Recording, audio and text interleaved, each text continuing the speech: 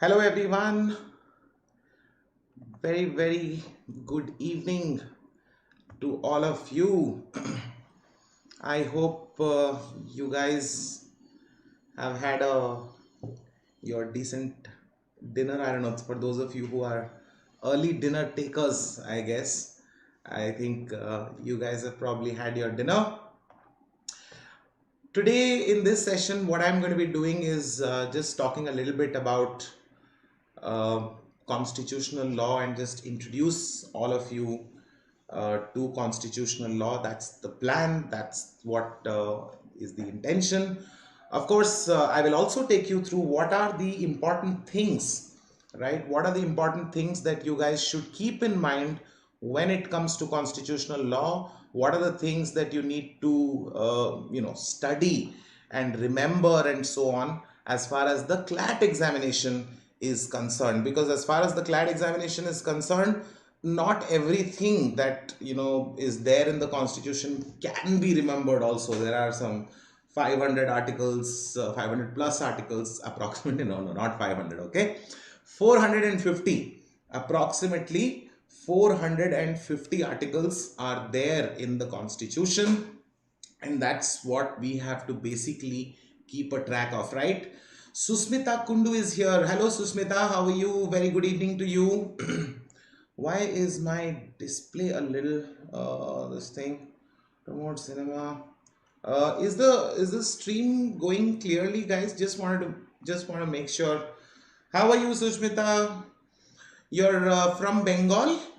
I'm just curious because Kundu surname is usually from Bengal. No, which part of Bengal are you from? Just curiosity. I'm not from Bengal actually because my name also suggests Debajyoti Das, right? I'm. It might seem like I'm from Bengal, but I'm from the neighboring state of Odisha, right? I'm from the neighboring state of Odisha, and I have, of course, graduated from Hidayatullah National University, and I also got an All India rank 20 in NLS Bangalore in 2006. So that's probably what is most interesting, for you guys. And I've been a Microsoft intellectual property research scholar. I've also worked with Amarchand Mangaldas in their capital markets team, which is stock market and securities market related work and so on, right? Asmita, hello, good evening to you. Mimansa, good to see you again. Very good evening to you as well. Susma is from Kolkata, okay. But just to be clear, আমি বাংলা বলতে পারি, আমি বাংলা বুঝতে পারি and all that, but I'm from Odisha. Just, just to put that in perspective. Okay, so today, like I said, we're going to be discussing constitutional law. I want to take you through what are the important parts of constitutional law, particularly fundamental rights, some important constitutional offices. Those are the kind of things that you guys really have to remember. So that's what I will be taking you through. Before that, I do want to remind all of you, some of you who have still not joined the Telegram group, I welcome all of you to please join in. There's all kinds of updates that keep happening on the Telegram group, right? This is an actual screenshot. I'm sure some of you who have been on the group, I've put it up on the chat box as well. Please do feel free to join in. There's a lot of discussion, like I said, that keeps on happening. And of course, for those of you who are continuing to enjoy my lectures, if you take any of the subscriptions here at Unacademy, whether it is the 24-month subscription or the 18-month, 12-month, depending on which course you're preparing for, please do remember to use the code DEB10 for getting an additional 10% discount.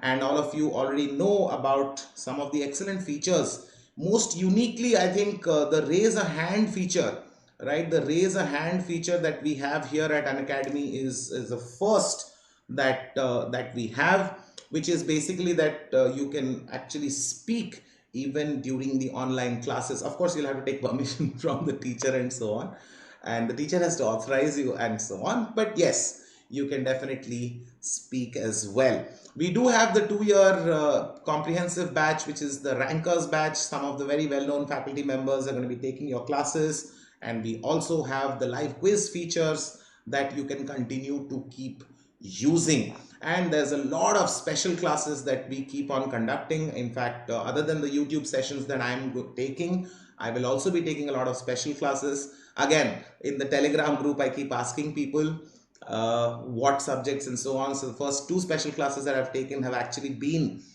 based on the various suggestions that I got from our good friends on the Telegram group. So if you have some suggestions also, please do let me know and I will schedule classes accordingly. Right, okay, having said all of those things, let us quickly move on to constitutional law in particular. Let me take a quick look at the chat box. Shambhavi is also here. Good evening, Shambhavi. Very good to see you. How are you doing? I hope everybody's doing well, in fact. Right, okay. So like I was saying, we do have constitutional law that we will get started with. Now, as far as the Constitution of India is concerned, there's a lot of background, etc., that you should also try to remember. That there is the drafting committee. There is, as far as the drafting committee is concerned, who was the chairman, who was the non-chairman, this, that, and the other. So, who was the head of the drafting committee of the Constitution? Drafting committee ke head is very, very popular. I'm sure all of you know that is Dr. Ambedkar, right? Drafting committee to Dr. Ambedkar. But of course, when it comes to the head of the Constituent Assembly itself, right, there is a little bit of a difference. And I think, again, like I said, I think this is a very, very popular confusion that a lot of students have. कि भाई drafting committee के head तो बिल्कुल doctor Ambedkar ही थे, but the head of the Constituent Assembly itself is not Dr. Ambedkar. The head of the Constituent Assembly, of course, is Dr. Rajendra Prasad, right? Sachidanand Sinha was the interim head of the Constituent Assembly, and finally the final head of the Constituent Assembly, of course, is Dr. Rajendra Prasad, right? So interim head, and finally Dr. Rajendra Prasad was appointed, right? Very good. Yes, first head is Sachidanand Sinha, and after that Rajendra Prasad. Okay, so Constituent Assembly ne pura drafting committee or ye sab negotiation, everything was wrapped up, and after everything happened, ultimately the Constitution of India was adopted by the government, by the parliament at that point of time. Now that parliament, of course, if you guys know, and I'm assuming you guys already know it, but just want to highlight it. From 1947 to 1952, ये जो government था, this was obviously not an elected government, right? Because the first general elections, right? The first general elections, of course, happened in 1952, right? We had the Representation of People's Act 1951, which was passed. And after the passing of the Representation of People's Act, we had the first general elections. But it is that nominated government, the nominated parliament, which ultimately, right, adopted the Constitution of India on November 26th, 1949, which we celebrate today as Law Day and Constitution Day and so on. Now, what is the date on which the Constitution came into effect? It came into effect 2 months later. 2 months later, on January 26th, 1950, the Constitution actually came into effect. But again, here also there is something very, very important which all of you should know, that there are some parts of the Constitution, like for example part 2, which deals with citizenship, right? For example, part 2, which deals with citizenship, this is a part of the Constitution which actually came into effect even before, right? This is a part which actually came into effect even before the Constitution of India was ultimately, the full Constitution of India was ultimately in effect, right? So day 1 से ही अगर आप देखेंगे, so day 1 से ही Part 2 already aa chuka tha. There were some other parts also, but this is the most important one that I want all of you to kind of remember, because citizenship se related हमारा whole your CAA, right? CAA का इतना सारा issues हो रहा है. There's so much of this protest and that protest and this that, so many problems. This is all in relation to the Citizenship Act and the provisions of citizenship as given under part 2 of the Constitution. So therefore just something extra that all of you should remember. And of course January 26th को हम क्या celebrate करते हैं? January 26th, of course, we celebrate Republic Day, right? Republic Day is what we celebrate. Now what is a republic is again Republic Day सबने celebrate तो कर लिया, but of course you should know what is a republic. Republic means any country, right? Any country or nation state, whatever, where the head of state is an elected representative, right? That country is a republic. So in India, of course, we have an elected head of state, right? Of course, in India, we have an elected head of state. Our head of state is the President of India. In India, the head of state is the President of India. In England, for example, they do have democracy. There's no doubt about it. There is no complication about it. Of course, England has democracy. They have a parliament, they have a prime minister, cabinet ministers, and so on. But their head of state is still the queen, right? And it is the queen's son who is going to become the next king, and so on and so forth. So it's not really a republic, even if it is a democracy. So just to be clear, right? Just to be clear, what you guys should understand is there is a difference between democracy and republic. Democratic government हो सकता है, उसके साथ भी non-republic government is absolutely possible. Absolutely possible. Of course, in India, we have both democracy and a republic state, right? Any questions, guys?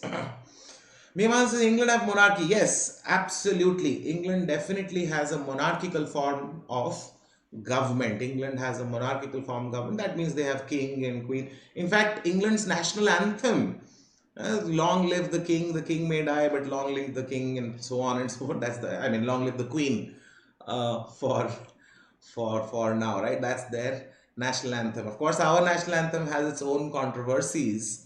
To some extent, there are some beliefs that this was written for King George V, so therefore this is not the best national anthem probably for us, and this that.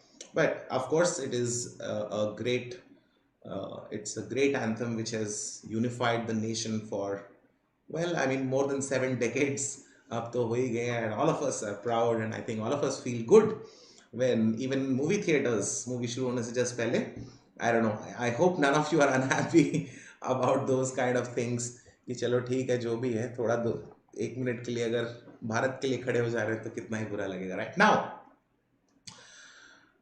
as far as the CLAT examination is concerned, the most popular area from which you get questions, is basically fundamental rights. Okay, part 3 of the Constitution deals with fundamental rights. Isko chhod ke, it's not that only part 3 is the only thing which is important. We also have, this is what I wanted to start off with, but of course part 4, which is DPSPs, that is Directive Principles of State Policy. Similarly, we have a lot of these, for example, emergency provisions, okay?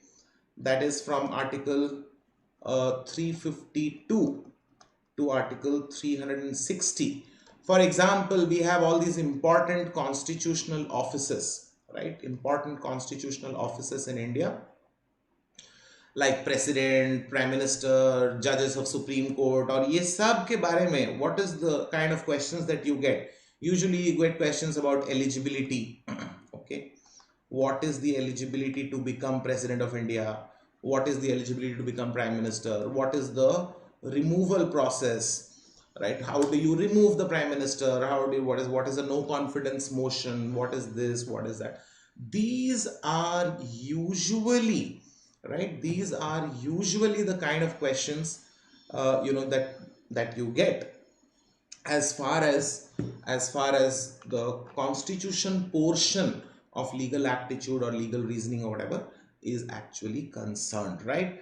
Okay, now let's for today let's take a quick look at part 3, right? Of course I won't be able to cover a lot of the fundamental rights in such a short session, but what I wanted to do is give all of you an idea and I'll try to link it like to a lot of current affairs that are happening, and so that all of you have a better idea about how to go about it. But just to begin with, the first fundamental right itself, the first fundamental right is basically Article 12, right? Article 12 of the Constitution is definition of state. If you look at the heading also, that's what it says. Now, why is this definition of state important? क्यों हमें क्यों जानना है state का definition क्या है?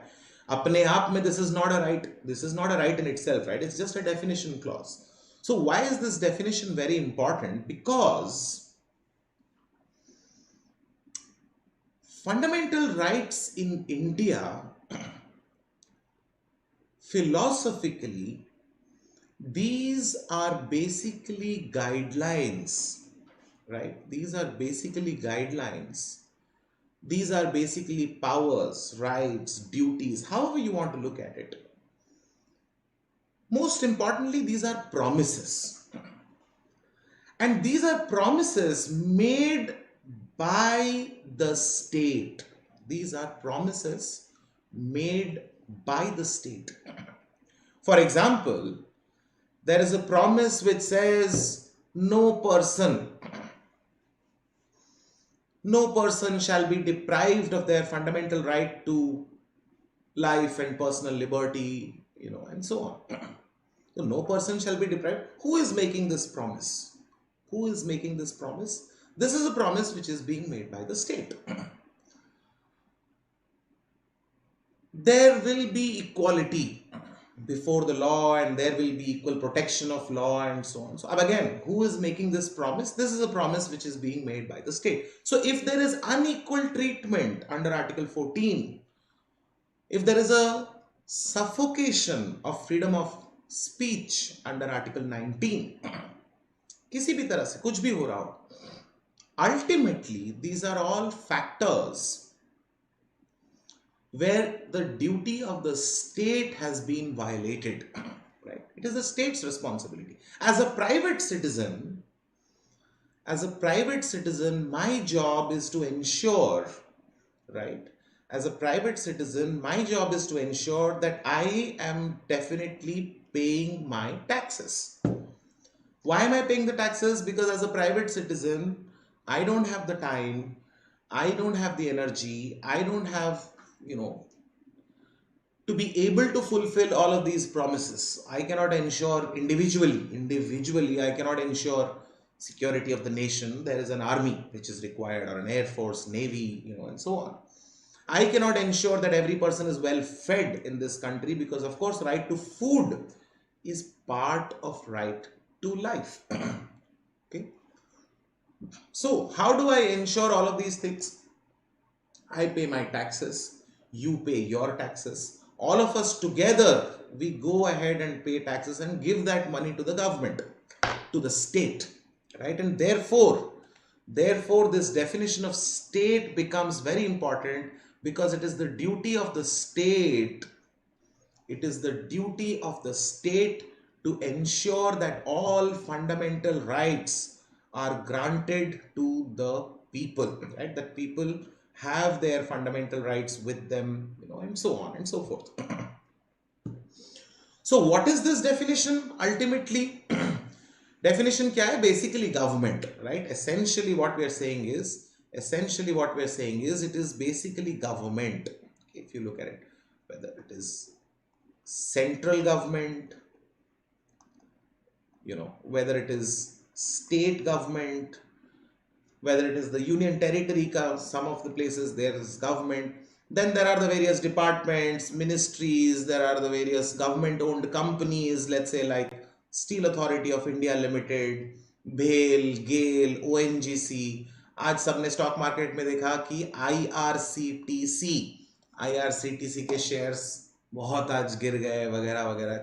Something that has been in the news throughout the day, today. So SAIL, IRCTC, BHEL, GAIL, ONGC, Air India अब, now Air India is going to be sold to Tata Group, right? Has already been sold to Tata Group. So it will change its status because the ownership of the company is going to be completely transferred. So these are guidelines. ये सब हम कैसे decide कर रहे हैं कि कैसे हम decide करेंगे which one is state, which one is not state. These guidelines were issued in the case of Ajay Hasia versus Khalid Mujib. It's one of the most landmark cases, right? One of the most important cases as far as the definition of state is concerned, right? Ajay Hasia versus Khalid Mujib. So guys, please try to remember this case, Ajay Hasia versus Khalid Mujib. इसी में पूरा definition वगैरह का चर्चा हुआ था. Now there's another case that I've mentioned here. That is the case of Z Telefilms versus Union of India. Now why is this case important? It doesn't really give you too much of definition या guidelines और ये सब के लिए नहीं चाहिए. Just that Z Telefilms case is a very famous case because this is the case in which BCCI, what is BCCI? BCCI is Board of Control for Cricket in India, right? BCCI is Board of Control for Cricket in India. BCCI is not state. BCCI is not state. This guideline, this rule, okay, was basically laid down in the case of Z Telefilms versus Union of India. कि BCCI state के definition में नहीं आता है, which is very interesting because BCCI is the body which essentially takes care of the entire sport of cricket in India as far as our participation in the World Cup is concerned, right? If an Indian team wants to participate in the World Cup, तो भी BCCI का ही जो भी team वो भेजेंगे वही होगा. भारत सरकार अलग से एक टीम भेज भी नहीं सकती है, right? Even if the government of India wants, they really can't send a separate team. And so there are a lot of factors which is the reason why this particular case kind of became a little controversial. Created a little bit of issue कि कैसे हम मान लें कि नहीं BCCI state नहीं है, but that's the decision ultimately. And with that brief introduction that I wanted to give all of you, right? The brief introduction that I wanted to give all of you, we will of course it goes without saying that we will discuss all the fundamental rights one by one, whether it is for example right to equality, which is covered from 14 to 18, the various freedoms which are there in the 1921, particularly in relation to the basic structure doctrine, right? Very important rule of basic structure of the Constitution. Amendment powers under Article 368. These are all provisions that we will be discussing in a lot of detail in the coming days and weeks and months that are ahead of us in terms of our preparation for the CLAT examination, right? So don't worry, सिर्फ इतने में हमारी कहानी नहीं खत्म हो रही है. We will discuss a lot more of these issues, right? Just want to remind all of you at the very end, before I say good night to you guys for today, we'll have 2 more sessions tomorrow as well, and we will have some special classes as well tomorrow. So a lot more classes scheduled for tomorrow as well. Do remember to use the code DEB10, and of course the various subscriptions for there's a variety of options that are available depending on how many months of subscriptions you want to take. Of course, the more the number of months that you're taking, right? कि मैं अब तो 1 साल की तो बाकी है preparation या 2 साल की बाकी है, तो आपका per month का cost जो है will be radically reduced. So just keep that at the back of your mind. Don't take only like 1 महीने का पहले ले लेता हूँ फिर से 2 महीने का. देखो तैयारी हम लोग को साथ में ही करनी है, right? तैयारी साथ में करनी है, तो जितने ज्यादा महीने का होगा your cost only ultimately goes down, right? Okay, guys, do remember to hit the subscribe button. Do remember to hit the bell icon, and those of you who are in the WhatsApp group, sorry, the the Telegram group, I will of course be making sure to keep you updated with the various classes and so on. Right, guys, thank you once again. I hope this was a little helpful in terms of initiating our constitutional law discussions. Discussions will be a lot more detailed as and when we keep on jumping into the depths and the variety of constitutional law issues that we have around us, right? Thank you very much, everyone. Have a lovely, lovely night ahead of you. Very good night to all of you. Bye bye.